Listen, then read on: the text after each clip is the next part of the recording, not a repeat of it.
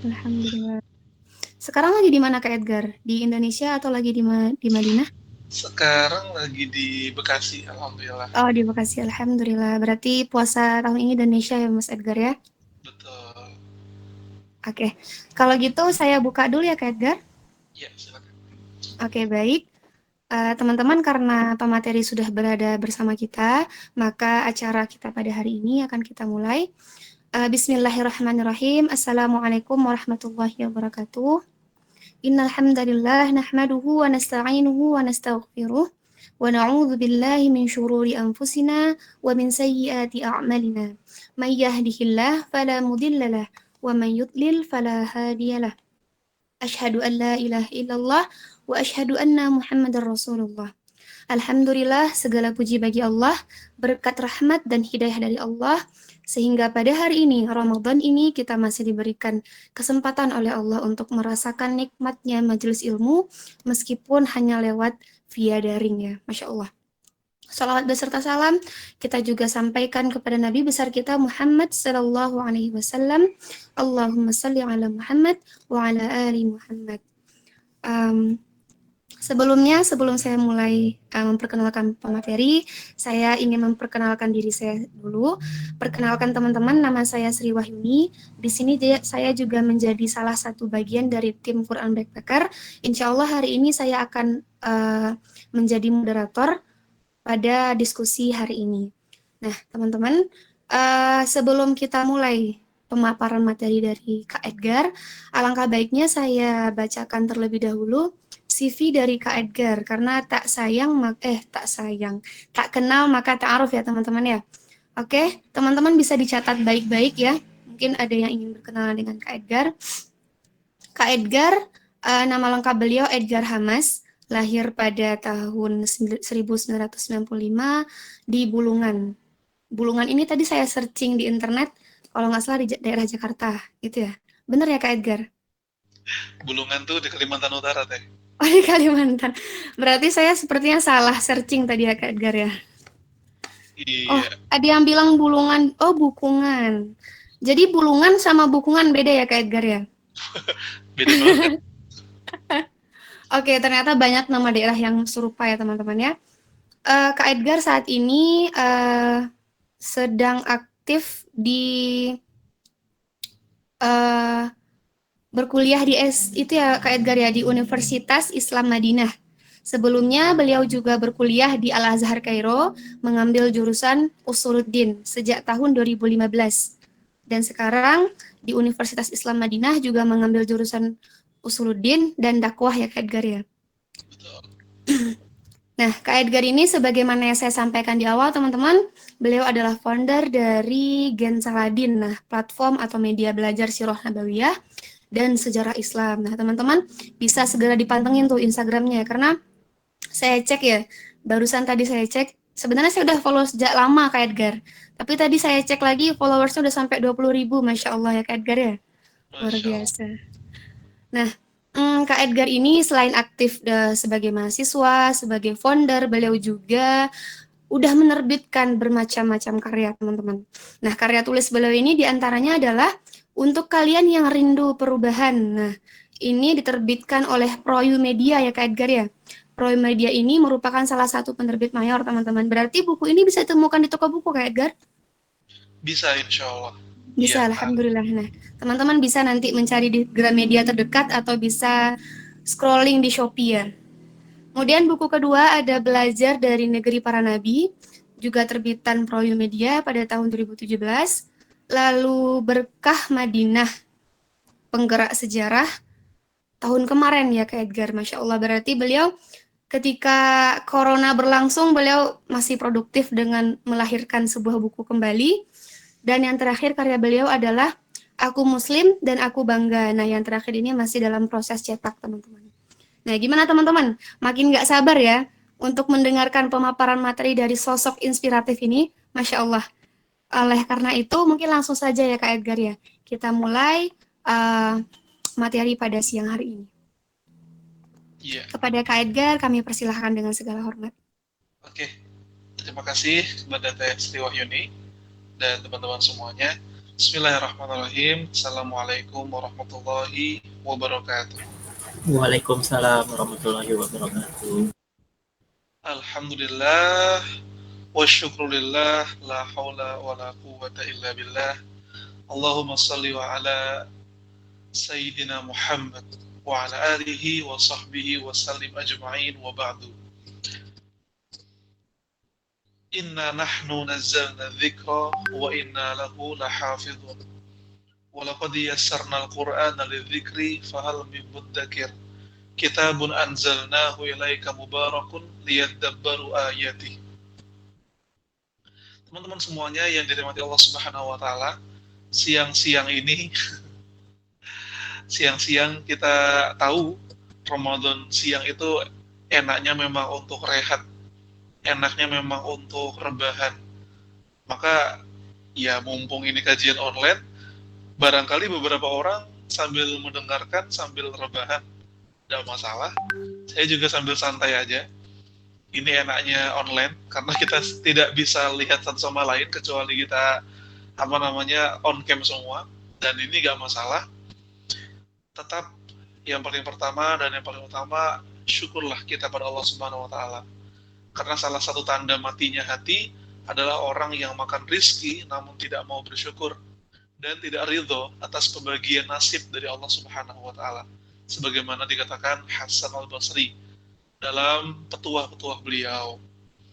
Salam dan salawat mudah-mudahan tercurah limpahkan kepada baginda Rasulullah Muhammad Sallallahu Alaihi Wasallam yang kita rindu, kita nantikan syafaat beliau di yaumul qiyamah nanti, di hari kebangkitan nanti, di mana Al-Quran was-siyamu yashfiyani yaumal qiyamah. Al-Quran itu dan puasa itu akan menjadi dua hal yang memberi syafaat bagi seorang hamba di hari penghakiman. Dua-dua ini teman-teman semua. Jadi kamu lagi puasa, ya kan? Kamu lagi puasa dan kita lagi membahas Quran. Dua-duanya menurut hadis Imam Ahmad akan menjadi dua hal pemberi syafaat bagi seorang hamba di yaumul qiyamah nanti. Maka mari berakrab-akrab diri dengan dua hal ini supaya mudah-mudahan kita bisa ketemu dia lagi nanti di akhirat. Amin ya rabbal alamin. Nah, kita teman-teman semuanya akan membahas tentang Al-Quran dan sosial budaya. Bagaimana meramu energi Al-Quran agar maksimal dalam kehidupan kita. Oke, teman-teman semuanya. Namun pertama-tama kita ingin menginstal ulang pemahaman kita mengenai Al-Quran. Kita tuh membaca Quran tuh sebatas membaca aja. Kita itu menjiwai Al-Quran sebatas kertas dan huruf saja, atau ada sesuatu yang lebih dari itu, teman-teman semuanya. Al-Quran itu punya banyak muatan, punya banyak konten, punya banyak energi. Energi Al-Quran itu dirangkum dalam tiga hal besar. Yang pertama, tibyan. Tibyan itu, teman-teman, adalah penjelasan, explanation.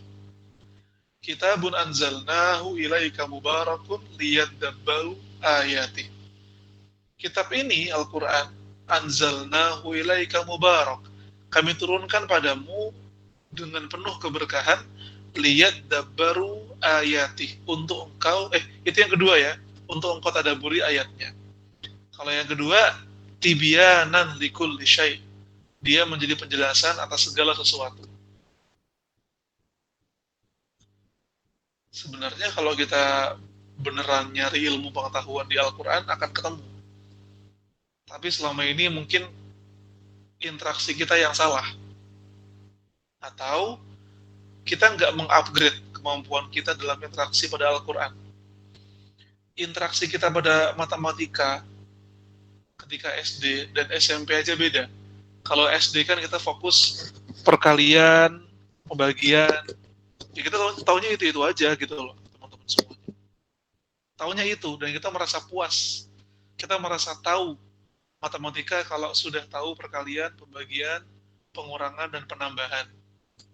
Itu kalau SD. Tapi ketika SMP kita dikenalkan dengan aljabar, dengan sin kostan, dengan beberapa formula, rumus-rumus yang nggak pernah kita pelajari di SD. Di situ kita kemudian upgrade kemampuan kita tentang matematika. Sama dulu di SD, nggak pernah kita belajar tentang ordo, family, spesies. Kita hanya belajar tentang mamalia, tentang vertebrata, ya kan? Tentang monokotil dan dikotil. Tapi seiring kita memasuki jenjang yang lebih atas, kita tahu ilmu-ilmu baru tentang biologi, tentang sains. Pertanyaannya, apakah pemahaman kita pada Al-Quran itu sama aja pas SD, sama sekarang pas udah gede? Kalau sama aja, musibah teman-teman semuanya. Musibah besar. Mungkin ini yang jadi penjelasan kenapa kok saya nggak bisa nemuin ilmu-ilmu baru dari Al-Quran. Kamu nggak bisa nemuin ilmu baru bukan karena Al-Qurannya sulit dipahami, bukan. Tapi karena kitanya nggak mau update dan nggak mau upgrade ilmu untuk memahami Al-Quran. Makanya teman-teman semuanya, dua hal ini, tibian yang pertama penjelasan, itu jarang disentuh orang. Yang kedua, tadabbur juga jarang disentuh orang. Yang paling sering disentuh oleh orang Indonesia, umat Islam secara umum, dzikir ini. Sebagai bacaan, sebagai hafalan, sebagai wirid, walaqad yassarnal Qur'ana lidzikri fahal mim mudzakir.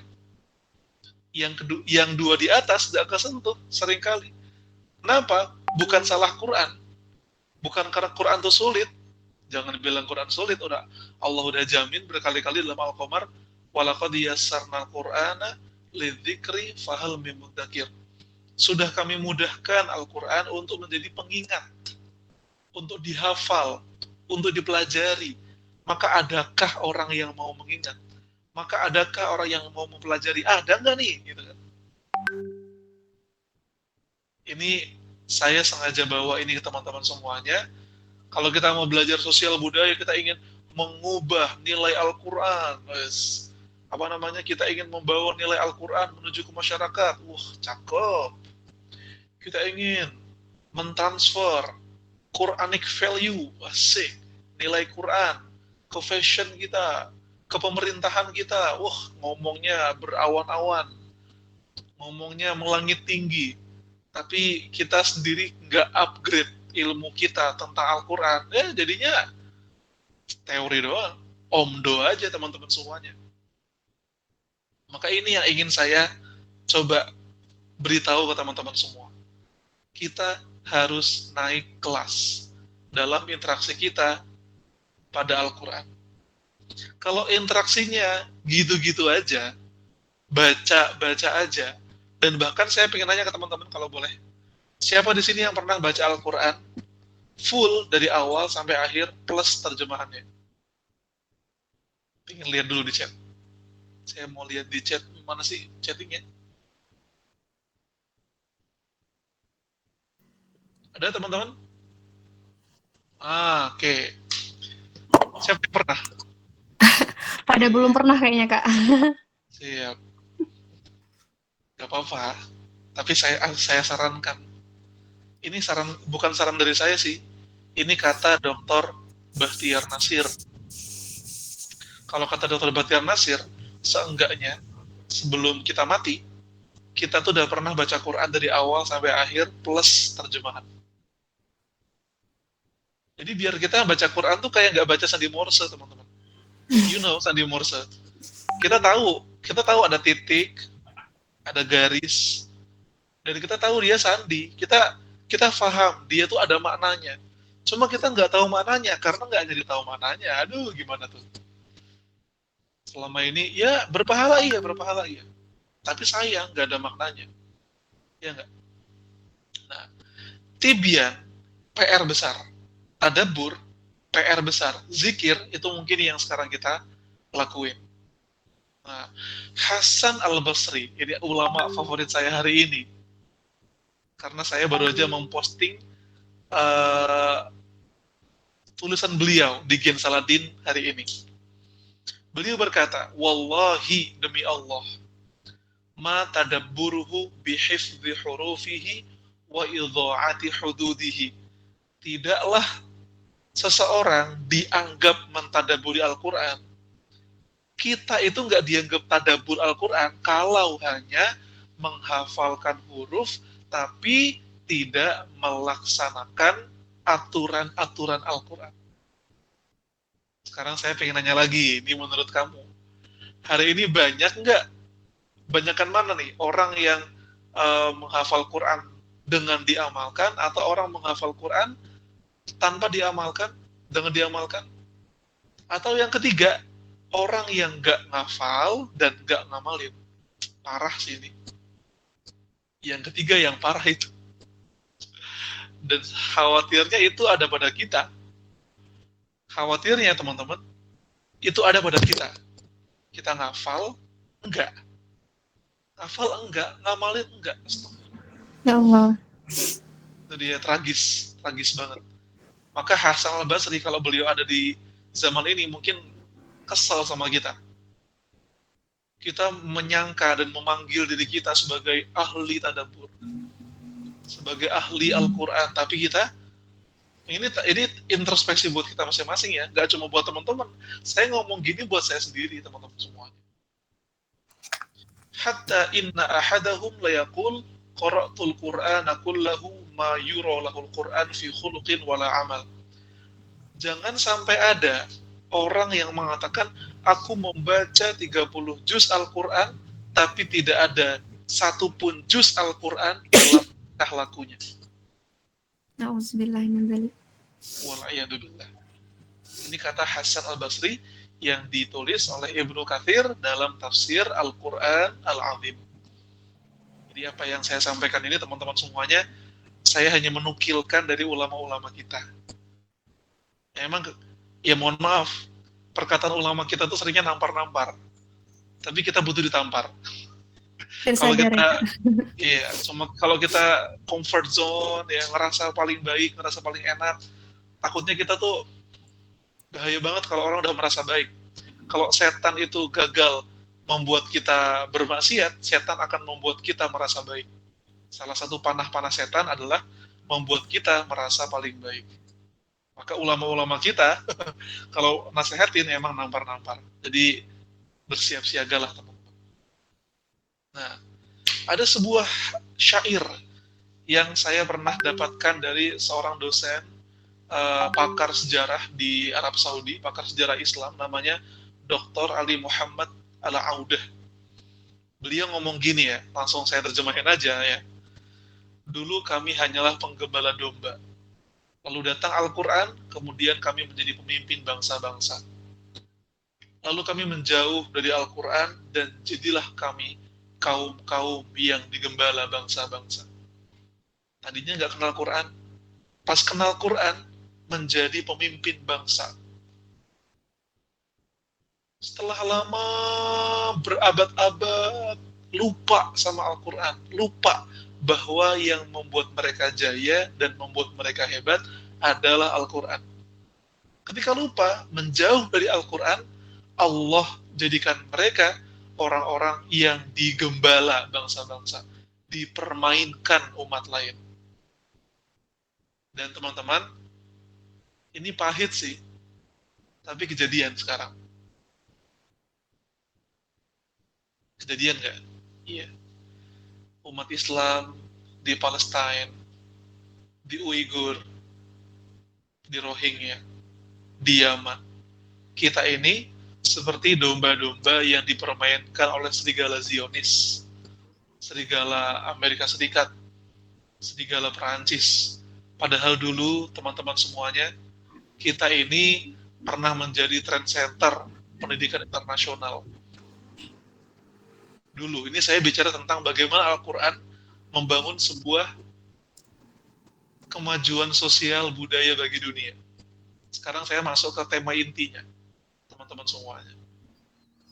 Al-Quran itu dulu, ketika nenek moyang kita hebat, dekat dengan Al-Quran, kita literally pernah menjadi soko guru pendidikan bagi umat lain. Kalau sekarang kita bangga sekali, ada alumni dari Harvard, dari Oxford, dari apa namanya Wisconsin, ya kan Ohio, dari MIT Amerika. Kalau dulu orang-orang Barat itu bangganya kalau sekolah di Andalus, di Kairo, atau dalam bahasa Arab Al-Qahirah, atau di Baghdad. Kalau nanti kamu baca buku kami, buku saya yang keempat ini, The Untold Islamic History, betapa banyak sejarawan Eropa, salah satunya Gustav Le Bon, yang mengatakan bahwa dulu itu orang-orang Eropa itu bangga ngomong pakai bahasa Arab. Bangga kalau memakai busana umat Islam. Dejavu banget sama kayak hari ini, bedanya kebalik. Umat Islam tuh bangga kalau sudah pakai topi, baju, gelang, sepatu ala-ala orang Barat. Dulu kebalik teman-teman semuanya. Karena kita yang memimpin dunia dengan apa? With Quranic value, dengan nilai-nilai Al-Quran. Inovasi teknologi ditemukan terlebih dahulu oleh ulama-ulama kita sebelum tokoh-tokoh Eropa. Karena Al-Quran, teman-teman semuanya, memang mengajarkan kita untuk mencari tahu, untuk membaca, dan untuk menjelajah. Ya nggak teman-teman semuanya? Allah Subhanahu wa Ta'ala berfirman, yarfa'illahu alladhina amanu minkum walladhina utul ilma darajat. Allah meninggikan derajat orang-orang beriman di antara kalian dan orang-orang yang mencari ilmu, yang berilmu, beberapa derajat. Allah juga berfirman, innama yakhshallaha min ibadihil ulama. Yang mentakuti Allah, yang takut pada Allah Subhanahu wa Ta'ala hanyalah orang-orang berilmu. Rasul Shallallahu Alaihi Wasallam juga pernah bersabda, fadlul alim alal abid kafadlil qamar ala sairil kawakib. Permisalan antara orang berilmu dan orang yang beribadah, orang biasa, itu seperti perbandingan bulan purnama jika dibandingkan dengan bintang-bintang di langit. Jadi sejak awal itu, kita itu udah punya budaya nyari ilmu itu keren. Belajar itu cakep. Menjelajah demi ilmu itu ganteng.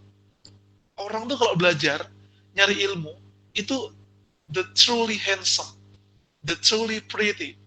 Kalau sekarang ganteng itu kalau pakai glowing. Ketika nenek moyang kita, ganteng dan cantik, gagah dan rupawan adalah mereka yang mencari ilmu.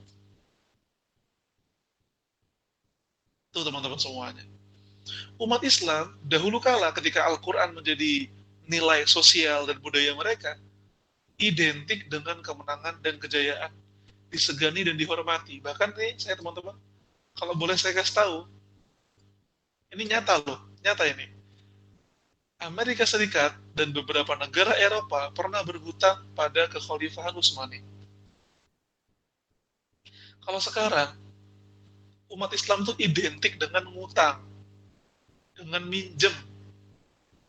Kalau zaman dulu, dengan Al-Quran sebagai pedoman kita, kita menjadi orang yang menghutangi orang lain. Kita yang membantu orang lain. Betapa seringnya teman-teman semuanya ketika Eropa sedang ada musibah, ketika Inggris sedang ada kekeringan, umat Islam yang mengirimkan berton-ton bantuan beras dengan puluhan kapal membantu orang-orang Eropa, membantu orang-orang Amerika. Zaman dulu kayak gitu. Beneran.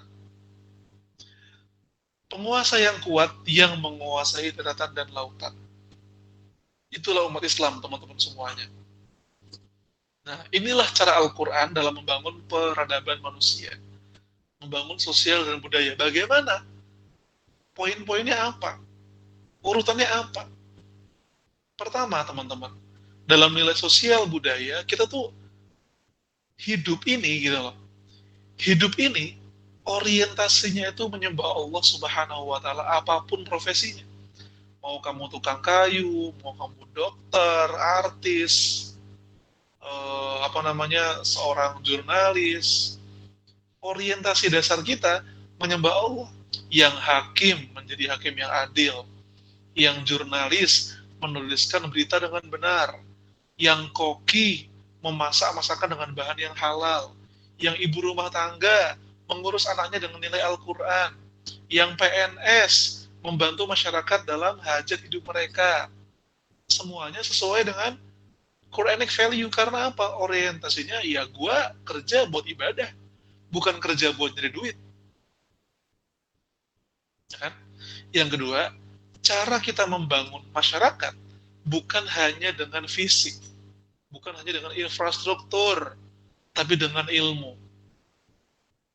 Sekarang saya tanya, teman-teman ingat wahyu pertama yang Allah turunkan kepada baginda Rasul apa? Saya butuh volunteer, saya butuh relawan untuk membacakan ayatnya. Anyone, teman-teman? Hal minkum man yaqra'u ma tayassara minal Qur'an? Coba Mas Ahmad Dari, saya pengen dengar suaranya. Dibacakan, Mas. أعوذ بالله من الشيطان الرجيم بسم الله الرحمن الرحيم اقرأ باسم ربك الذي خلق خلق الإنسان من علق اقرأ وربك الأكرم الذي علم بالقلم علم الإنسان ما لم يعلم صدق الله العظيم. Sadaqallahul Azim wa sadaqar Rasulul Karim. Bayangin, perintah pertama, ibaratnya surat cinta pertama Allah untuk manusia itu bukan suruh jihad, bukan suruh perang, bukan suruh ngumpulin harta, sedekah, bukan. Ibadah pertama, surat cinta pertama, kata-kata pertama Allah untuk umat manusia adalah baca. Ilmu, teman-teman semuanya, ilmu. Nanti kita akan lihat lagi buktinya. Yang ketiga, kebenaran ditentukan oleh apa yang Allah dan Rasulullah katakan. Sekarang kamu baru aja lihat hari ini, ada beberapa ide oknum di negara kita menghalalkan investasi miras. Pernah dengar? Ada oknum di negeri kita yang punya ide menghalalkan seks by consent. Gak apa-apa, gak menikah. Hubungan di luar nikah, yang penting suka sama suka, itu tidak masalah, kata mereka. Bayangin, prostitusi itu tidak masalah, kata mereka. Homo dan lesbi itu legal. Teman-teman, kamu lihat itu benar-benar di dunia ini. Ketika Amerika Serikat di bawah kepemimpinan Barack Obama, yang kamu lihat senyumnya itu indah sekali, yang kayaknya tuh bagus banget, ternyata karena ulah dialah jadi legal pernikahan dan hubungan sesama jenis. Rusak dunia ini. Tapi kalau Al-Quran dengan nilai-nilainya, yang benar itu adalah yang Allah dan Rasul katakan, bukan apa yang didiskusikan oleh manusia.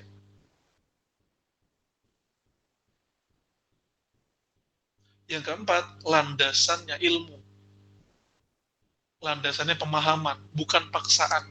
Gak pernah ada paksaan untuk masuk Islam. Gak pernah ada paksaan untuk menyembah Allah.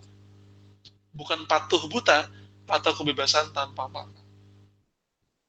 Bermula dari Masjid Nabawi ini, teman-teman. By the way, ini adalah gambar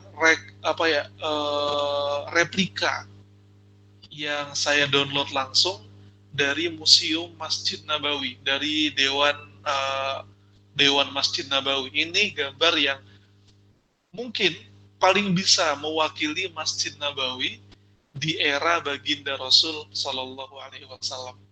Saya tanya, sama rumahmu bagus mana? Bagus rumah kita. Sama sekolahmu bagus mana? Jelas bagus sekolah kita. sama masjidmu, bagus mana? Bagus masjid kita. Tapi teman-teman semuanya, sebagaimana saya katakan tadi,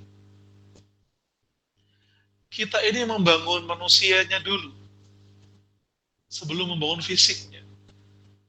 Dari bangunan yang sederhana ini, teman-teman semuanya, nilai Al-Quran menjelma jadi budaya, jadi sosial, lahirlah orang-orang jujur seperti Abu Bakar As-Siddiq. Lahirlah orang-orang cerdas yang gagah perkasa seperti Ali bin Abi Thalib. Lahirlah orang-orang yang jenius, jelita, dan taat pada Allah seperti Ibunda Aisyah radhiyallahu anha. Lahirlah orang-orang yang pintar di matematika, cerdas dalam hafalan Quran seperti Zaid bin Thabit radhiyallahu anhu. Generasi sahabat adalah produk dari nilai Al-Quran yang menjelma jadi aturan sosial dan budaya. Ada kejujuran, ada berbakti, ada menghormati orang yang tua, ada budaya silaturahim, ya kan? Ada budaya sopan ketika bertamu. Ada loh di Al-Quran kayak gitu. Ada budaya bersuci, teman-teman semuanya. Kalau kamu ngira budaya bersuci itu budaya yang simple, dan kamu ngira, gak usah diajarin juga gue bakal bersih-bersih, salah besar kita. Salah. Gak semua peradaban punya budaya bersuci, toharah. Namun dalam budaya umat Islam, Al-Quran dan hadis mengajarkan pada kita untuk mencuci baju, membersihkan badan kita. Di sini saya mau nanya, di sini ada yang hafal juz 29? Cung, yang hafal juz 29. Oke, ini Mas Daris lagi. Mas Daris, atau teman-teman di sini, siapa yang tahu ada perintah untuk mencuci baju di juz 29? Ada yang bisa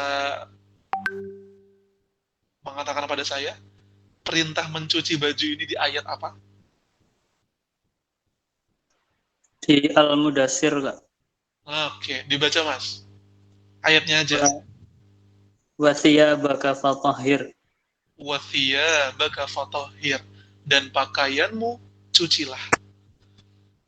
Teman-teman, perintah itu ada 14 abad lalu ketika Eropa, teman-teman semuanya, gak karuan hidupnya, kotor-kotor banget teman-teman semuanya. Budaya dan sosial umat Islam yang dihasilkan dari nilai-nilai Al-Quran menghasilkan, menciptakan orang-orang yang memang gak ada duanya dalam ilmu dan cabang mereka masing-masing. George Sarton sampai bilang begini, tugas utama umat manusia disempurnakan oleh kaum muslimin. Filsuf, the biggest philosopher Al-Farabi, seorang muslim. Ahli matematika terbesar Abu Kamil dan Ibrahim Sinan, dua-duanya muslim. Ahli ilmu bumi dan ensiklopedis terbesar Al-Mas'udi, Muslim. Dan ahli sejarah terbesar At-Tabari, seorang muslim. Ini kemudian tiang-tiang peradaban umat Islam yang penting bagi dunia. Landasannya Iqra bismi rabbikal ladzi khalaq. Bacalah dengan nama Tuhanmu yang menciptakan. Landasannya adalah wa'lamu.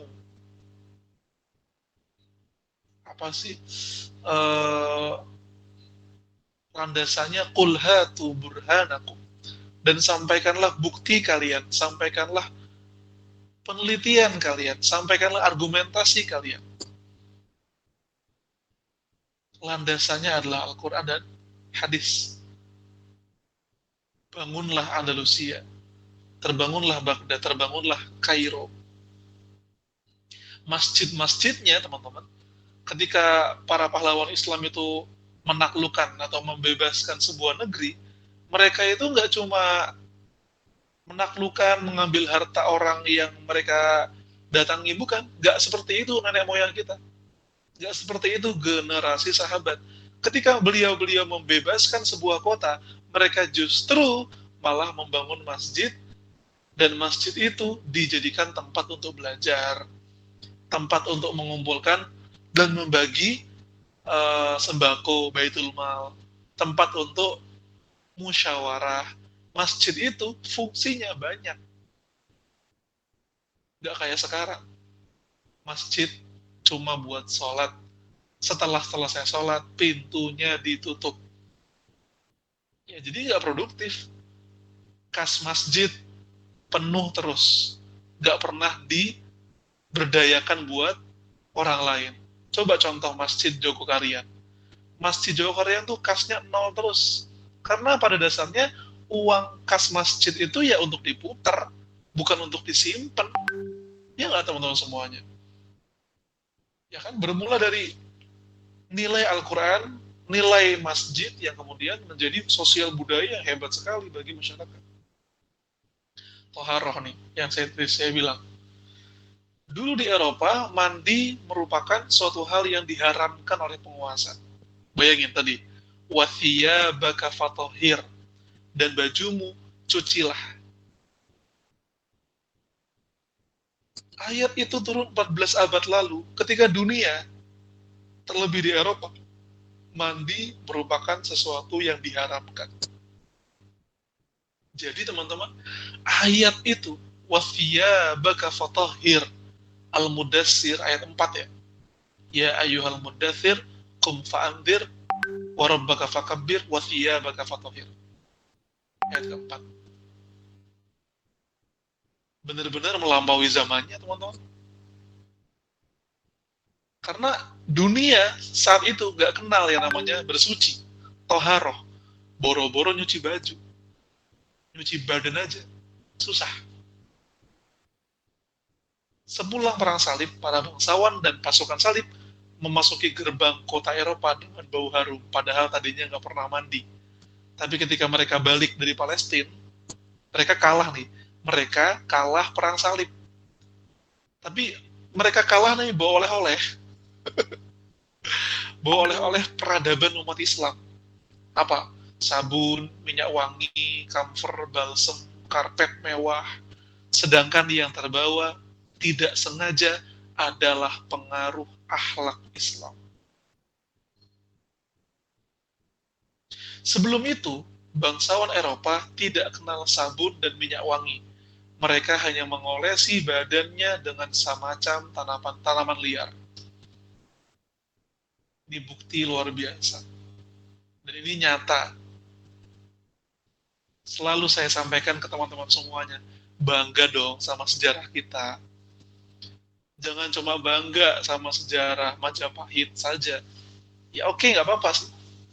Jangan cuma bangga pada sejarah World War II, apa namanya, Perang Dunia II, bangga sama Jerman, bangga sama timnas negara lain. Apalagi bangga sama siapa?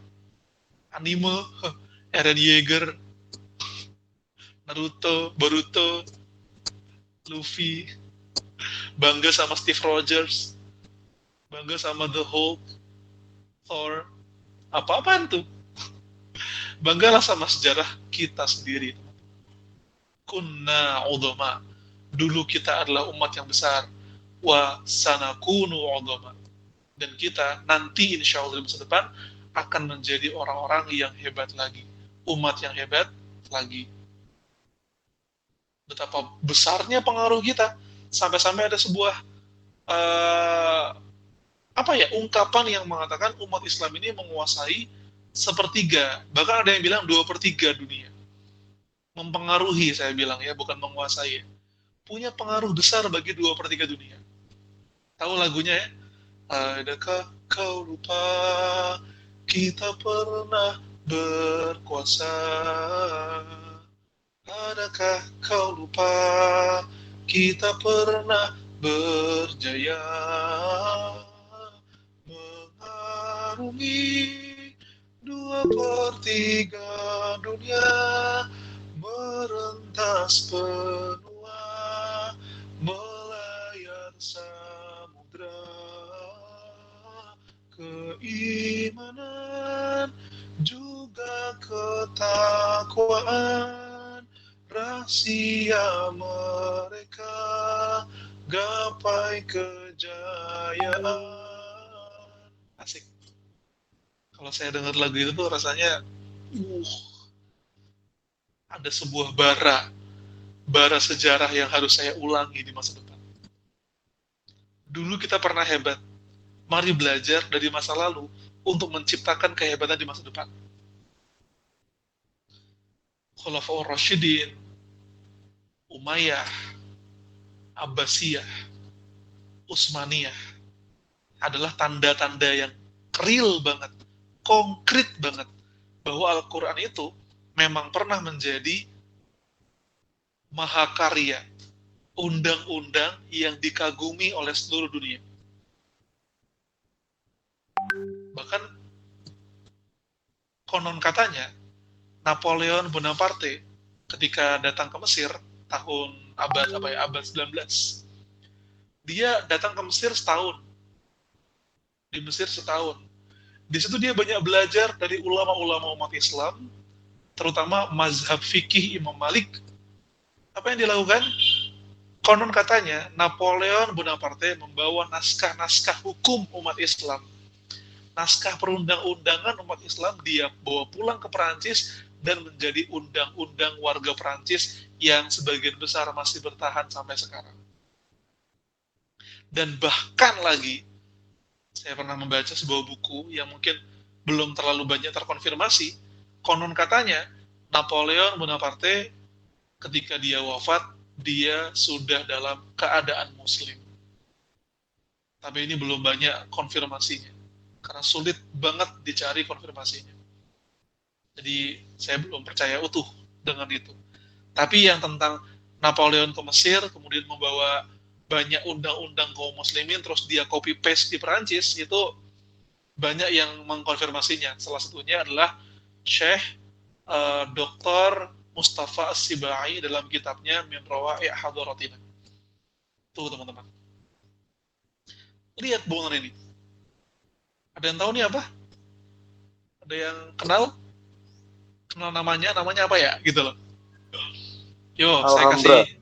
Oke. Tadinya mau ngasih opsi. Cuma udah tahu nih Mas Fijar yang jawab. Qasrul Hamra. Kita pakai lahja yang benar dong. Diksi yang benar tuh Al-Hamra. Emang ada dalam bahasa Arab Al-Hambra? Yang ada kali alif, lam, ha, mim, ba. Mimnya nggak kebaca, Al-Hambra. Nggak ada. Adanya Al-Hamra. Alif, lam, ha, mim, ro, alif, hamzah. Al-Hamra. Kemudian sama orang Eropa lebih dikenal dengan diksinya Al-Hambra. Istana ini teman-teman semuanya merupakan bukti, sampai-sampai ada sebuah ungkapan dari seniman Spanyol, ketika kami membandingkan arsitektur kami dengan arsitektur kaum muslimin, kami jadi tahu diri bahwa kami ini hanyalah bangsa yang barbar. Masya Allah. Masya Allah. Kenapa kok umat Islam semangat sekali dalam menciptakan keindahan? Keindahan bangunan, keindahan taman, keindahan kamar mandi. Kenapa? Karena kita tahu ada hadisnya. At-tahuru syatrul iman. Kebersihan sebagian dari iman. Ada lagi sabda Rasul. Innallaha jamilun yuhibbu jamal. Allah itu maha indah dan mencintai keindahan. Rasul juga bersabda, Innallaha yuhibbu amala abdin idza amila wa atqan. Allah tuh suka ketika seorang hamba bekerja dengan sepenuh hati, dengan sebenar-benar karya. Ini makanya masterpiece umat Islam yang sampai sekarang masih ada, bahkan ngasilin duit buat Spanyol.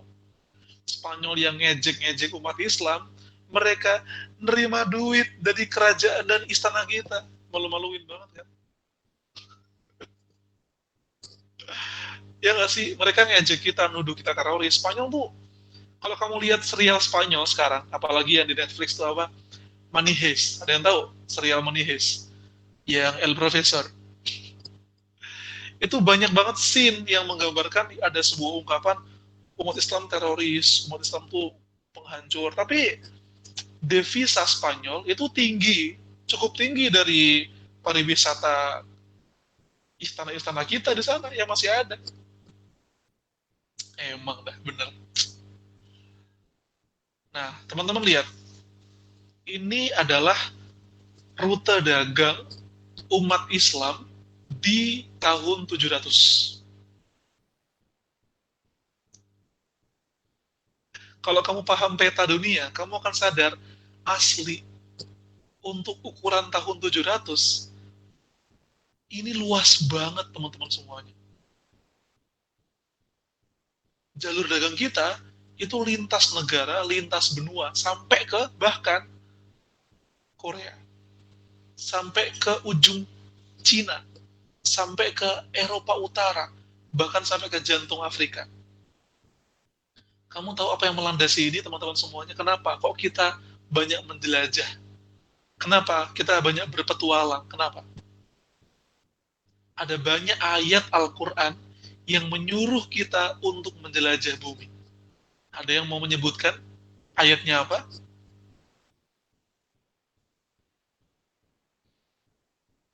Mungkin teman-teman Surat jangan asing. Al-Baqarah.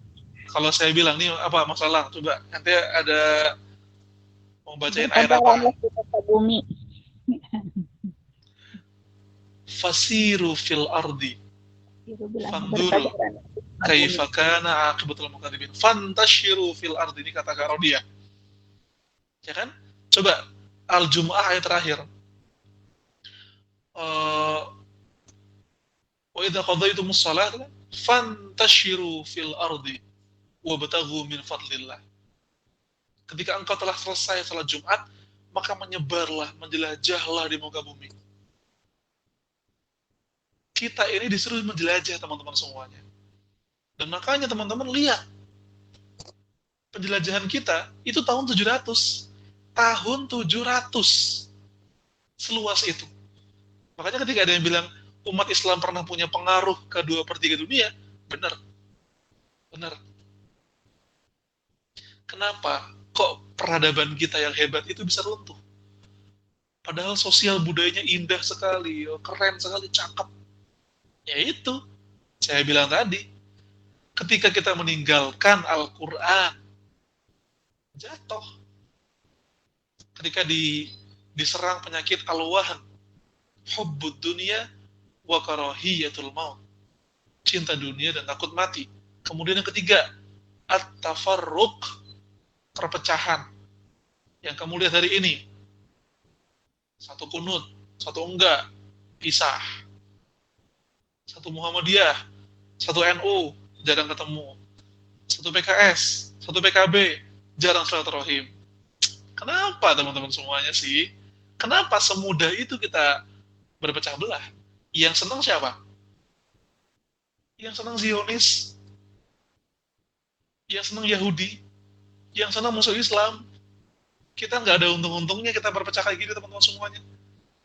Ustadz satu datang ke majelis ke kota A, dihadang sama ormas B. Ormas C membid'ahkan ormas D.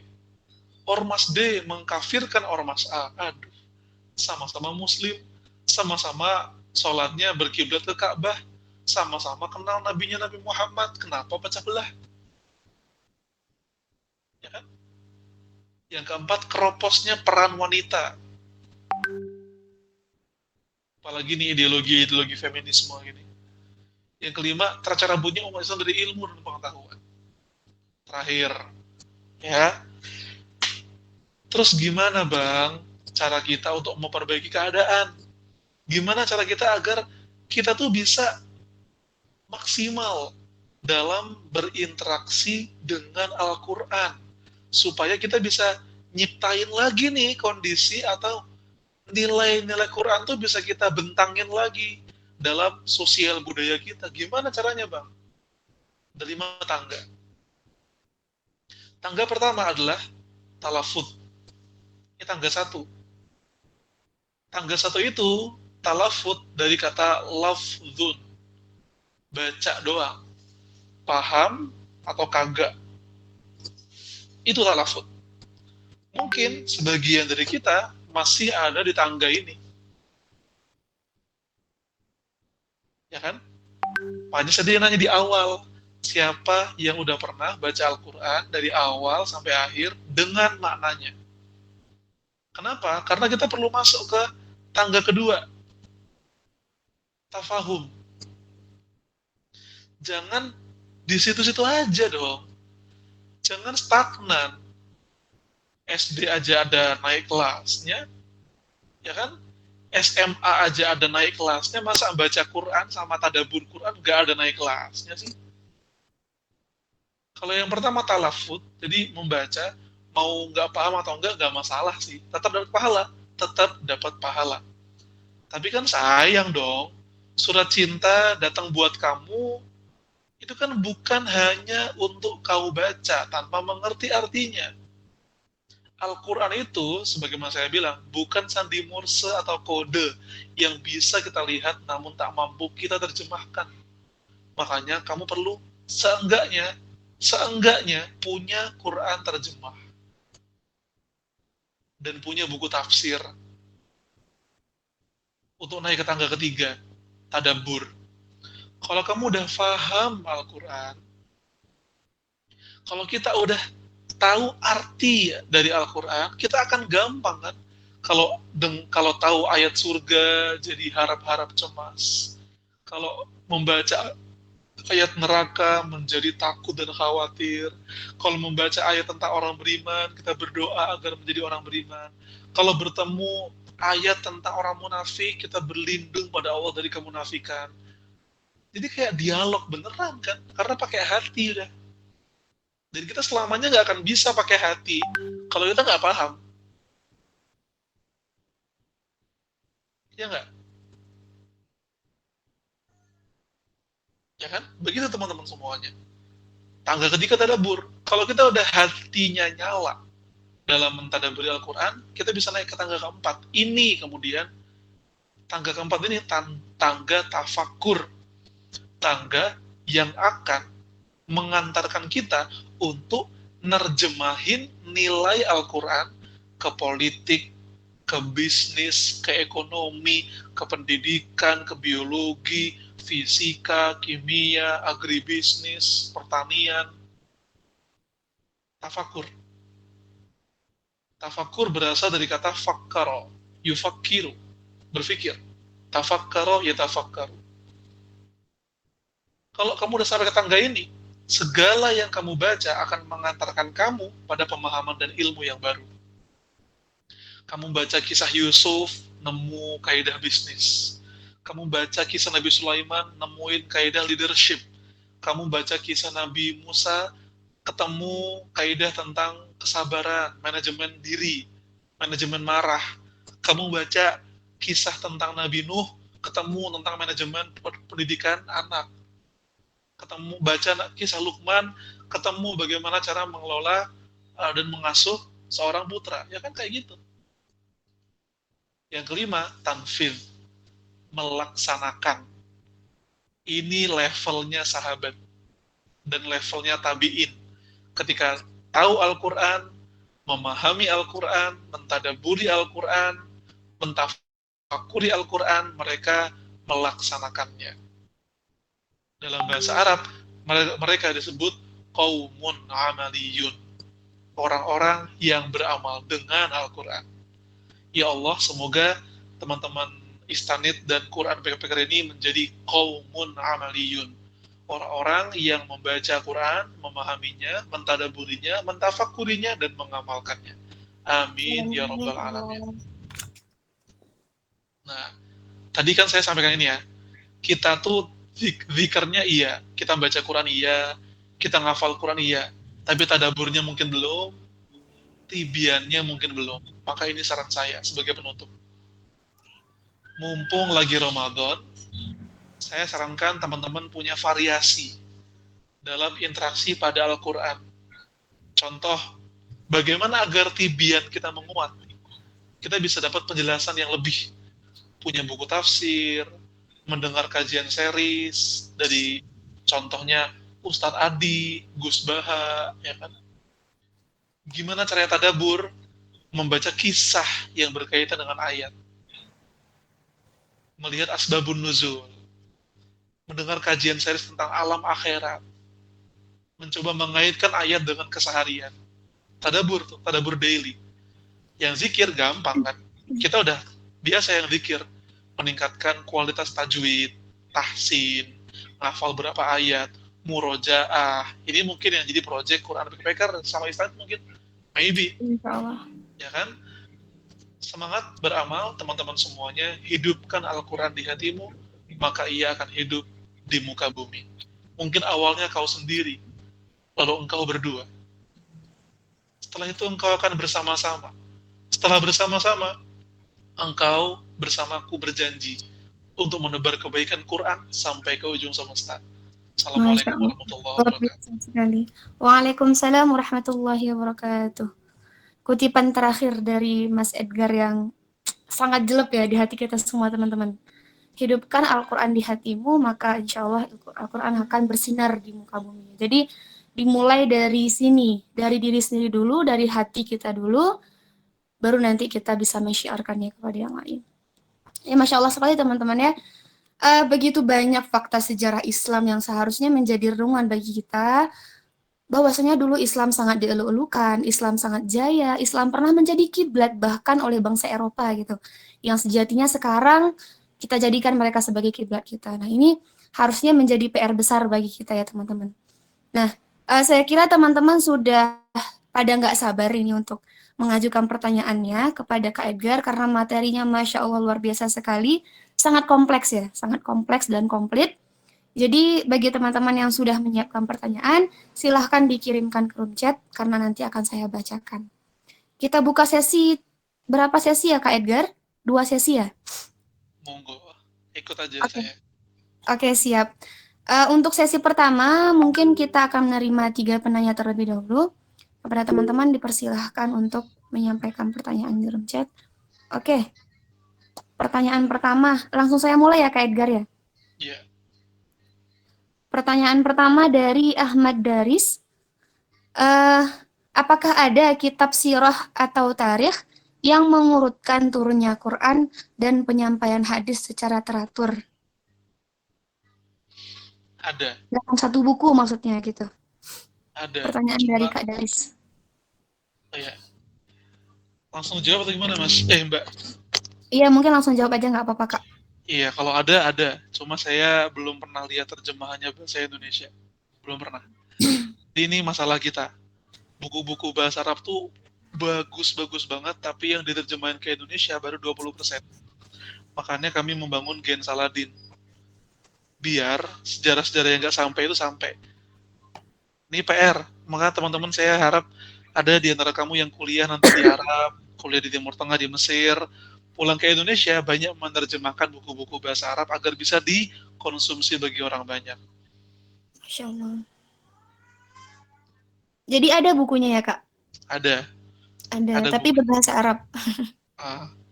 Saya punya bukunya cuma lagi di rumah, saya lupa judulnya. Oh iya, oke. Bagaimana Kak Daris? Ya, jelas. Insya Terima Allah kasih. menyusul. Oke, sama-sama Kak Daris. Teman-teman yang lain silahkan mengirimkan pertanyaannya lewat room chat.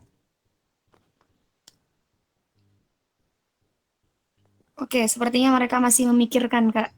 Nggak apa-apa. Karena saking komplitnya ya, tadi ada yang bilang nyeletuk sama saya, aduh Kak, tadi saya mau nanya ini tapi udah dijawab sama Kak Edgar duluan gitu. Ternyata udah Bagus. ada di materinya gitu. Emang saya harap kayak gitu sih. Kalau nggak sambil nunggu, saya tanya ya teman-teman pengetahuan tentang Al-Quran. Oke Kak. Sambil nunggu ya. Oke Kak Edgar. Oke. Surat ini gampang nih. Yang Wah, saya deg-degan dicinta jadinya. dulu. Surat yang ada 2 basmalahnya. Ada yang tahu? A. Wah, An-Nahl, B. At-Taubah, C. Al-Anfal. saya boleh jawab Kak? Boleh? Boleh. Coba-coba ya Kak. Iya. At-Taubah, B. Salah. Justru At-Taubah nggak ada Kalau bismillah. pakai basmalah ya? Iya. Al-Anfal. Oke, ada yang jawab. Oke. An-Namal. An-Nahl, betul. Sip. Masya Allah. Kak Denis, siapa Iya, namanya? dari Mas Denny tuh. Itu Quran itu. Kak Denis Satria Putra, luar biasa, Masya Allah. Hmm, Justru kalau At-Taubah nggak pakai Bismillah ya Kak ya, karena awal ayatnya itu menceritakan tentang kaum kafir, Masya Allah, subhanallah. betul. Rahmatu minallah. Iya, nggak ada basmalahnya atau terus teman-teman semuanya. Eh, ada yang tahu nggak surat-surat juz amma tapi bukan makiyah? Ini pemahaman kita nih. Masya Allah. Biasanya kan kita tahunya juz amma itu kan surat pendek, surat makiyah semua. Coba, saya pengen tahu, ada nggak teman-teman yang bisa ngasih tahu ke teman-teman yang lain nih di sini? Surat juz amma, juz 30, tapi bukan makiyah, dia madaniyah. Surat pendek padahal. Nah, teman-teman, saya tunggu di chatting. Kita bahas sama-sama. Masya Allah. Saya mungkin Kak. Siapa tuh? Nggak bisa ngetik lagi nyetir soalnya. Oh, Masya Allah. Lagi nyetir. Beneran. On mic Kak. Coba, Ya, Bang. on mic ya. Insya Allah dari yang saya tahu itu Al-Bayyinah. Masya Allah. Benar sekali. Betul. Al-Bayyinah, An-Nasr. Ih, beneran lagi nyetik ya, Bang? Lagi nyetir ya, udah nyetir dulu. Jangan sampai. Hati-hati Kak Budi, takutnya nanti mengganggu keselamatan jiwa. Soalnya belum berbuka kan. Oke, sip. Keren. Ya. Oke, Masya Mas Allah. Rudi. Sip, Luar ada biasa. Azalzalah. Betul. Luar biasa. Silakan, itu kayaknya ada pertanyaan teh. Karena dari Mas Dadis lagi Kak Edgar, sahabat mana yang Kakak favoritkan karena akhlaknya, karena sangat mencerminkan akhlak Al-Qur'an? Sahabat. Kalau yang paling mencerminkan akhlak Al-Quran itu menurut saya semuanya sih, tapi yang mencolok, yang tahu tentang halal dan haram yang disampaikan Quran itu adalah sahabat Mu'adz bin Jabal radhiyallahu anhu. Sampai-sampai Rasul Shallallahu Alaihi Wasallam pernah berkata, a'lamun nas bil halal wal haram Mu'adz bin Jabal. Manusia yang paling tahu tentang halal dan haram adalah Mu'adz bin Jabal. Beliau seorang sahabat Ansor yang wafat di usia muda. Jangan kalau kita terlalu fokus pada Mus'ab bin Umair yang terkenal dengan kegantengannya, jangan kira Mu'adz bin Jabal ini juga gak kalah ganteng. Makanya Rasul tunjuk Mu'adz untuk menjadi the first Islamic ambassador menuju ke Yaman. Diplomat ya Kak. Mendakwahi orang-orang, dia diplomat menuju ke Yaman. Itu. Kemudian sahabat-sahabat yang mencerminkan akhlak Al-Quran selain beliau, saya sebutkan, ada Abdullah bin Abbas, Hibrul Ummah, tinta umat. Kemudian ada Abdullah bin Mas'ud, ini dia, yang berkata, tidaklah ada ayat yang turun kecuali aku pasti tahu di mana dia diturunkan dan kapan dia diturunkan. Jadi Abdullah bin Mas'ud itu tahu ini ayat turun di mana dan kapan, tahu. Dan beliau membersamai Nabi dalam 70 surat yang turun. Ketika ada 70 surat turun, Abdullah pasti ada di samping Nabi dan dia yang pertama kali dengerin dari Rasul Shallallahu Alaihi Wasallam. Tuh teman-teman. 70 surat. Buat jadi wawasan, mungkin ditanya di Gensa Quiz nanti. Masya Allah. Berarti nanti ada gen quiz gitu ya Kak? Biasanya ada. Quiz. Biasanya ada. Oke. Ini sepertinya Kak Darwis, Kak siapa namanya? Kak Daris sangat bersemangat untuk menanyakan banyak hal Kak. Masya Allah. Sebelumnya kita pending dulu. Kita masuk pertanyaan dari Kak A'la. Ahmad Amri Zumaru A'la.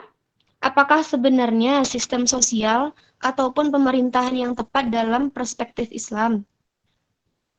Apakah negara Madinah di daerah Rasulullah mengatasnamakan sebagai negara Islam?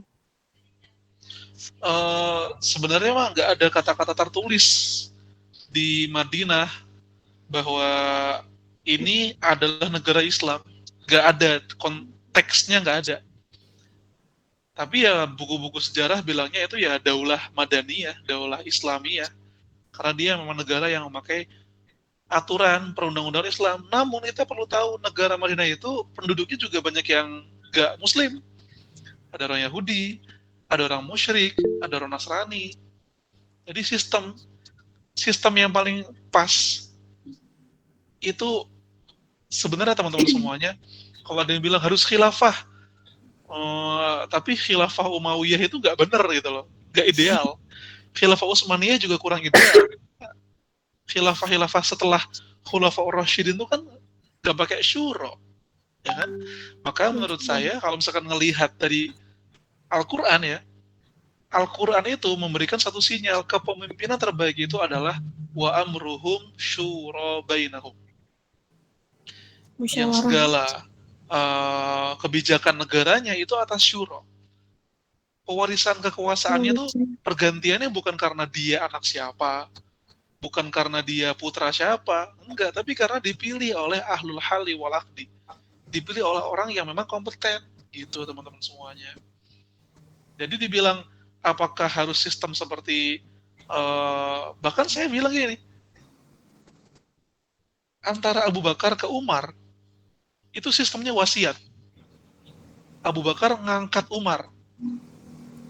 Dari Umar ke Utsman sistemnya apa? Syuro. Syura. 6 orang, 6 tim formatur. Nabi. Iya. Dari Utsman ke Ali itu suara terbanyak. Hampir kayak demokrasi. Ya, tapi bukan demokrasi, hampir kayak demokrasi. Jadi 4 khalifah itu beda-beda cara menentukan pemimpinnya, tapi yang jelas semuanya ada satu unsur. Ada syuro di situ, teman-teman semuanya. Ada syuro, ada musyawarah. Gitu ya. Wallahu a'lam bishawab. Masya Allah. Bagaimana Kak Amri?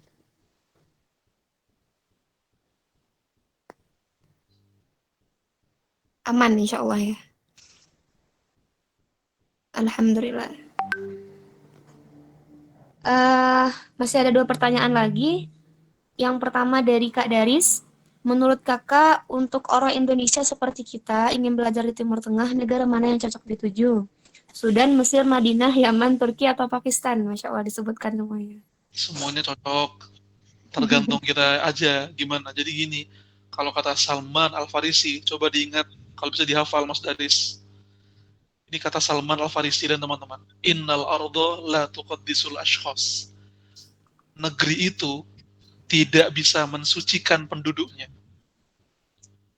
Kamu mau di manapun, mau di Madinah bahkan, ada orang, saya bilang ada nggak orang jahat di Madinah? Ada, orang munafik ada. Sebagaimana kamu bisa menemukan orang soleh di Washington DC. Masya Allah. Iya kan? Kata Salman, beliau melanjutkan, wa innama yuqaddisuhu amaluhu. Yang mensucikan orang itu adalah amalnya. Jadi saya nggak bisa ngasih mana yang paling bagus. Semua bagus. Di Mesir saya dapatkan orang yang good, bagus ada, yang bad juga ada. Madinah dua-duanya ketemu. Tetap ada seimbang ya. Semuanya ada kelebihan kurangan. Coba kalau misalkan kita mau fokus banget belajar tanpa kita mikirin pemasukan dan pembiayaan hidup, emang paling enak sih di Arab Saudi. Karena kita belajar dibayar, bukan bayar.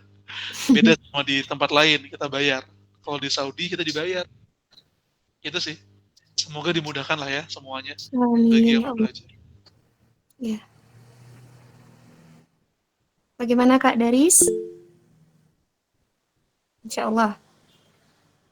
Kemudian pertanyaan terakhir dari Kak Deni. Assalamualaikum warahmatullahi wabarakatuh. Waalaikumsalam. Izin bertanya Ustadz, bagaimana baiknya cara kita menginteraksikan Al-Quran? Oh mohon maaf, ini ada pertanyaan dari Kak Langlang ya. Saya beralih Kak Langlang ke Kak Langlang dulu ya, Kak Edgar ya. Iya, Langlang Buana. Kak Langlang Buana, ini melangkung kemana-mana ini kayaknya nih udah. Kenal saya sama beliau. Oh, teman Ustadz Kak Edgar berarti? Iya. Masya Allah. Ayo Mas Langlang, apa Mas? Kak Langlang bertanya, Kak, boleh diulangin urutan dalam mentadabbur Al-Quran, Kak, gitu. Dan bagaimana mengimplementasikannya. Sebentar ya, nggak usah lah ya, nggak usah saya ulangi ya. Soalnya Meet saya udah saya hapus di laptop. Pertama, nanti saya kirim, Mbak Sri, ini ada grupnya nggak? Kalau ada grupnya bisa saya kirim nanti. Ada grupnya, Kak. Ya, nanti Ya bisa udah, saya saya share. kirim ke Mbak Sri aja Oke, materinya. sip. Sip, Kak. Nanti Mas Langlang dari situ. Kalau enggak ente DM aneh di Instagram, nanti aneh kirim. Oke, aman ya, Kak Langlang ya? Masya Aman, Allah. aman. Terakhir dari Kak Deni, Kak.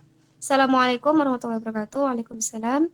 Izin bertanya, Ustadz, bagaimana baiknya cara kita menginteraksikan Al-Quran untuk penyampaian kepada rekan yang baru mu'alaf, yang mau belajar Al-Quran? Di mana kita sendiri untuk pemahaman masih memiliki keterbatasan. Syukron sebelumnya, Ustadz. Waduh. Yang jadi masalah adalah kita yang masih memiliki keterbatasan, itu jadi masalah. Ini jadi PR besar buat kita. Tantangan luar biasa, Masya Allah. Iya, kita harus naik kelas, teman-teman semuanya. Jangan sampai di tempat, dan ini PR buat kita semuanya ya. Bukan cuma Mas Dery tadi ya, Mas Dery, bukan cuma Mas Iya. Dery doang. Tapi kalau misalkan untuk sebuah permulaan, gimana caranya mengantarkan Quran bagi mu'alaf, kamu tahu nggak, 13 tahun dakwah Rasul di Mekah itu fokus ke surat-surat Makkiyah yang isinya adalah akidah dan akhlak. Seakan-akan dia menjadi kayak kurikulum gitu. Kalau kamu mau ngenalin Islam, pertama kali ke orang yang baru belajar Islam, kenalin dulu surat-surat pendek, surat-surat Makkiyah. Kenapa? Dia erat kaitannya dengan akidah dan akhlak. Kalau akidahnya udah kokoh, akhlaknya udah mulia, bawa dia ke surat Madaniyah yang isinya hukum, syariat, gitu. Teman-teman semuanya. Jadi surat pendek bagus tuh buat belajar sama mu'alaf. Wallahu a'lam bishawab.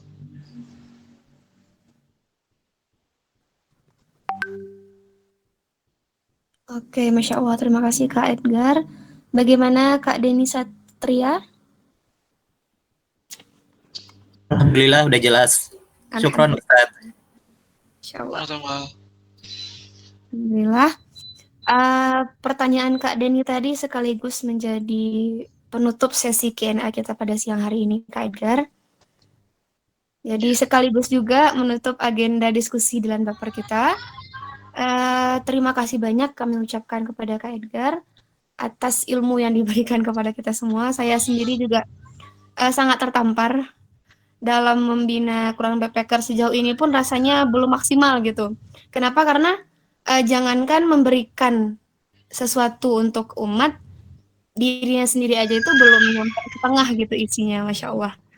Semoga ini menjadi kita semua untuk tetap memiliki ghirah dalam dalam mempelajari Al-Quran. Karena dulu Islam jaya itu karena para umat muslim itu menghidupkan ruh-ruh Al-Quran dalam diri mereka. Berbeda dengan sekarang, Al-Quran hanya tinggal ada yang menjadi pajangan, ada yang berdebu di lemari. Meskipun kebanyakan kita berlomba-lomba dalam menghafal Al-Quran, tapi masih sangat sedikit ya, seperti yang dibilang Kak Edgar tadi, masih sedikit mungkin dari kita yang mentadabburi apa yang sudah kita baca dan hafal itu sendiri. Semoga ini menjadi reminder bagi kita semuanya. Terima kasih banyak kepada teman-teman yang sudah berkenan untuk mengikuti diskusi pada siang hari ini. Spesial terima kasih saya ucapkan kepada Kak Edgar Hamas yang sudah memberikan materi yang luar biasa kepada kita. Sebelumnya kepada teman-teman saya informasikan untuk tidak live grup dulu, karena di sana akan kita bagikan nanti insya Allah link sertifikatnya dan juga link materi atau PPT dari Kak Edgar, insya Allah ya Kak ya. Saya sebagai moderator, mohon maaf atas segala kekurangan selama membimbing acara dan terima kasih banyak atas segala perhatiannya. Marilah kita tutup diskusi kita pada siang hari ini dengan membacakan doa kafaratul majelis. Subhanakallahumma wa bihamdika asyhadu an la ilaha illa anta astaghfiruka wa atubu ilaik. Kepada pemateri, kita persilakan terlebih dahulu untuk meninggalkan ruang diskusi. Assalamualaikum Kak Edgar, terima kasih banyak Kak. Waalaikumsalam. Saya pamit teman-teman. Mari. Iya. Syukron Ustaz. Syukron. Syukran Ustadz, jazakumullah khairan, panitia juga. Oke. Terima kasih banyak juga kepada teman-teman. Kepada teman-teman juga boleh dipersilahkan untuk meninggalkan room diskusi. Saya akhiri dengan Assalamualaikum warahmatullahi wabarakatuh. Waalaikumsalam warahmatullahi wabarakatuh. Bisa ikut webinar